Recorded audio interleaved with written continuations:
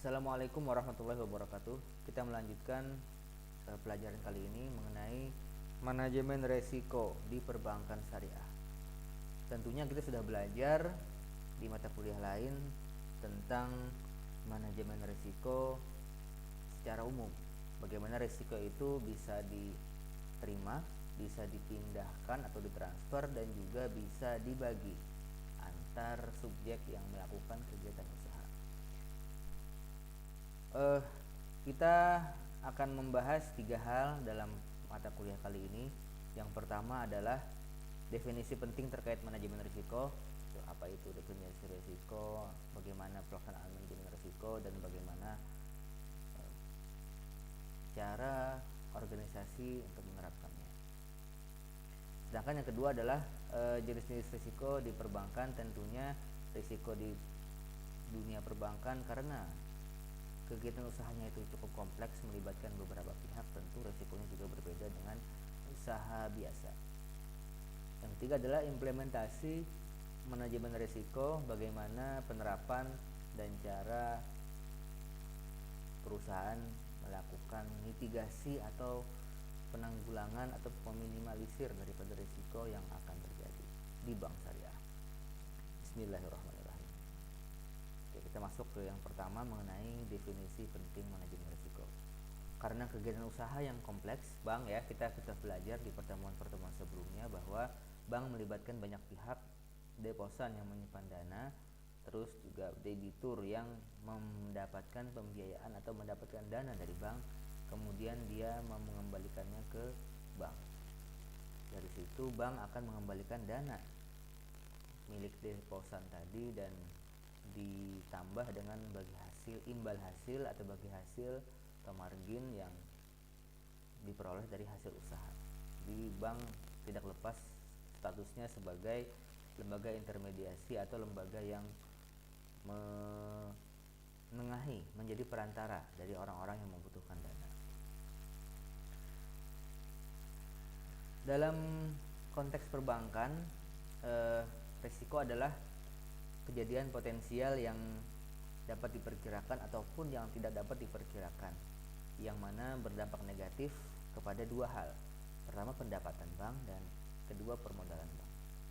Kalau risiko ini dibiarkan terjadi menjadi sebuah bahaya, maka pendapatan bank akan berkurang, dan tentu kalau itu terus-menerus terjadi, permodalan akan terkikis sedikit demi sedikit, karena modal gunanya kan selain untuk kapital atau dasar untuk berusaha, untuk diputar uangnya, juga untuk mengganti kerugian-kerugian yang mungkin terjadi. Maka seperti halnya usaha yang lain, untuk meminimalisir untuk meminimalisir risiko itu, maka bank harus menerapkan manajemen risiko.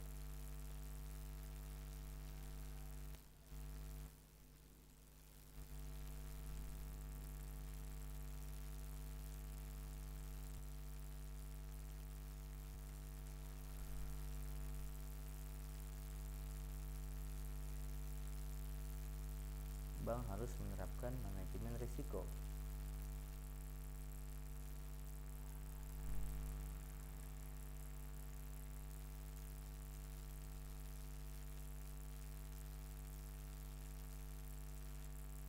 Oke, kita lanjutkan. Sebagaimana usaha yang lain, maka manajemen risiko harus diterapkan juga di perbankan. Apalagi dengan statusnya tadi kita singgung bahwasanya dia kompleks atau rumit atau tidak sederhana bagaimana kegiatan bisnis yang ada di bank. Nah, manajemen risiko adalah serangkaian prosedur atau metodologi yang digunakan individu, organisasi ataupun perusahaan untuk mengidentifikasi atau mengenali ya risiko apa saja yang mungkin muncul, mengukur, menimbang, melihat seberapa besar risiko yang mungkin terjadi, seberapa besar kemungkinan dia terjadi, dan berapa kemungkinan kerusakan yang bisa terjadi kalau itu terjadi. Memantau, melihat perkembangan dari risiko dan juga melihat bagaimana apakah risiko bisa dikurangi atau tidak, serta mengendalikan risiko yang timbul dari kegiatan usaha bank itu, serta mengendalikan risiko sehingga risiko tidak seenaknya tidak menghasilkan kerusakan atau kerugian yang tidak dapat diperkirakan atau unpredictable seperti kegiatan usaha bank. Kegiatan usaha dari bank ada dua. Yang pertama adalah mengumpulkan dana dan menyalurkan dana dalam bentuk pembiayaan atau kredit kalau di perbankan konvensional. Oke, tujuan manajemen risiko adalah ada 1, 2, 3, dan 4.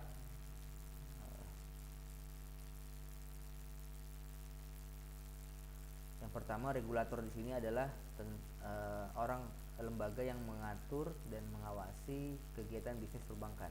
Dalam hal ini OJK, Otoritas Jasa Keuangan, dan juga Dewan Syariah Nasional.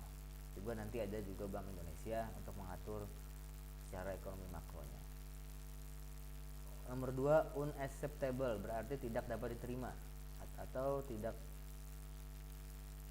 kerugian yang di luar jangkauan bank untuk menanggulanginya. Jadi kerugian itu mungkin pasti ada aja ya, tapi masing-masing sudah dapat sudah dapat ditanggulangi atau acceptable. Jadi kalau ada nasabah macet itu pasti ada, tapi jumlahnya pasti sedikit sehingga bisa ditutupi dari cadangan yang ada di bank. Nah, jangan sampai itu terjadi di luar dari cadangan sehingga unacceptable tidak dapat diterima dan tidak dapat ditanggulangi oleh bank. Yang ketiga adalah kerugian yang bersifat uncontrolled. Ada kerugian yang tidak bisa dikontrol dan ada yang bisa dikontrol. Kalau dikontrol kita tahu itu akan terjadi dan tidak siap-siap untuk menanggulanginya. Mengukur exposure dan pemusatan risiko. Exposure berarti besar, tinggi, rendahnya, tebal, tipisnya risiko tersebut. Dan pemusatan risiko maksudnya adalah di bidang apa saja risiko itu terjadi. Apakah pembiayaan, apakah operasional, apakah tersebar di beberapa aspek atau cuma satu saja. Yang kelima, mengalokasikan modal dan membatasi risiko. Dari modal itu akan ada cadangan agar risiko itu tidak terlalu bisa memberikan kerusakan. Ini dia tahap manajemen risiko baik di perbankan ataupun non perbankan.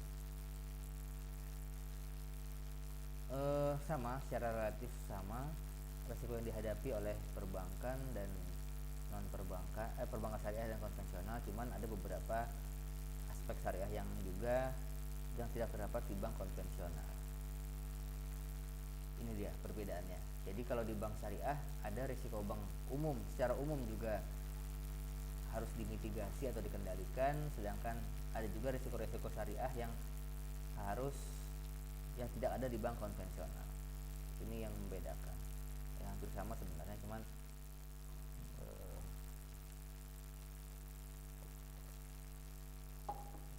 tapi semua bersama ada tambahan, yakni bagaimana respon bank syariah, bagaimana monitoring aspek perbankan syariah, bukan hanya aspek bank secara konvensional. Oke, kita membahas sekarang tentang jenis risiko yang terjadi di perbankan syariah dan cara mitigasi. Mitigasi berarti pengendalian. Mengendalikan bisa jadi dengan menghilangkan atau mengurangi atau menyiapkan rencana penyelamatan dari risiko itu. Oke, itu mitigasi. Yang pertama, sudah sering mendengar risiko kredit atau risiko pembiayaan, disebabkan oleh gagalnya debitur dalam memenuhi kewajibannya atau debitur tidak bisa membayar angsuran. Dalam istilah perbankan, pembiayaan macet disebut juga dengan non-performing finance. Oke, ini ada contoh berita, kata OJK, pembiayaan macet bank syariah saat pandemi masih aman, berkisar di antara 3%. Ini lihat di bagian kanan ada level 3,31%.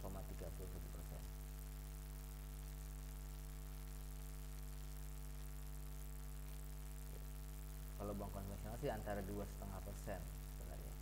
3% masih bisa ditolerir menurut OJK. Kalau konvensional namanya NPL, non-performing loan. Kalau di syariah non-performing financing yang macet. Oke. Jika banyak pembiayaan macet, apa yang terjadi pada bank? Pendapatan bank akan berkurang karena pendapatan bank itu berasal dari angsuran yang dibayar oleh para nasabah.